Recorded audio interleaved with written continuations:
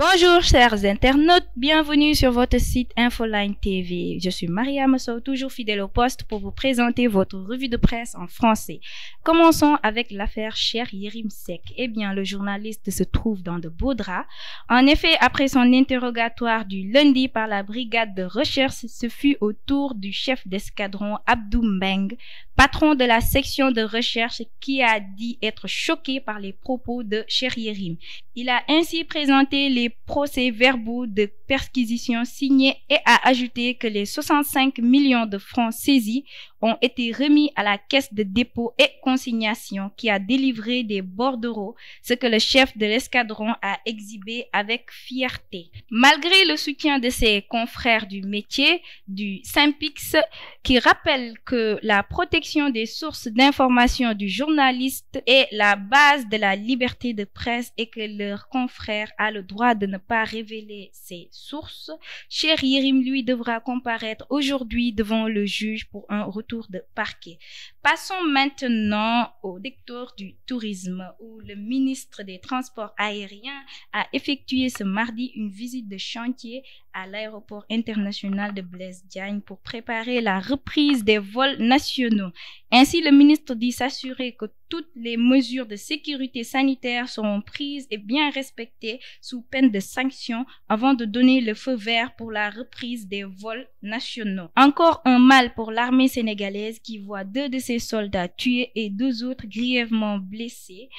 Après le soldat qui avait accidentellement marché sur une mine, cette fois-ci, c'est un véhicule de l'armée nationale qui saute ce lundi vers 14 h sur une mine anti-char, faisant ainsi 2 morts et 2 blessés dans le secteur de Mbissine. Toujours dans le milieu du transport aérien, le Sénégal procédera ce 23, 28 et 30 juin au rapatriement de ses émigrés avec 2 vols chaque jour au total. 6 vols pour aider les Sénégalais à revenir. Dans cette même lancée, le chef de l'État a mis en place la subvention qui prend en charge une partie sur le billet d'avion pour les étrangers coincés au Sénégal et qui souhaiteraient revenir.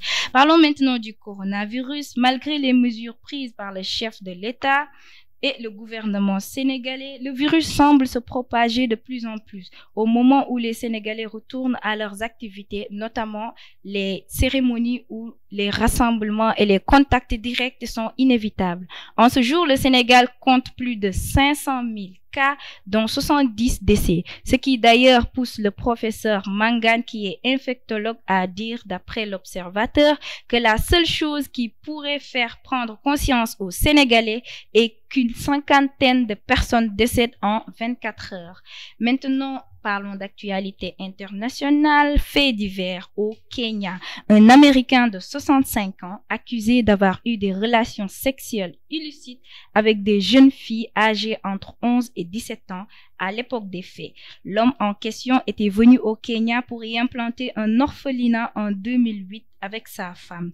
Il en a donc profité pour violer à plusieurs reprises 4 filles, chacune d'elles, entre octobre 2013 et septembre 2017. À noter que cet homme avait déjà plaidé coupable pour agression sexuelle sur mineur en 1996 dans l'État de l'Iona en Amérique. Sa sentence sera prononcée le 29 septembre. Merci très chers internautes de nous avoir suivis et restez fidèles, abonnez-vous, likez et continuez à regarder Infoline vous apporte l'information du monde chez vous.